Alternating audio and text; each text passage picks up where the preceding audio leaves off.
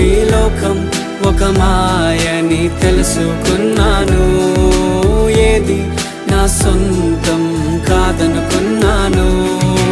తప్పిపోయిన కుమారుని నేనైతే నా కొరకై నిరీక్షించే తండ్రి నా యేసు. తప్పిపోయిన కుమారుని నేనైతే నా కొరకై నిరీక్షించే తండ్రి నా యేసు.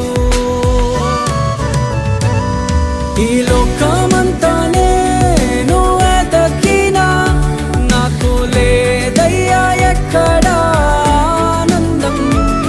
నీ సన్నిధిలో ఒక్క క్షణం గడిపినా నా హృదయం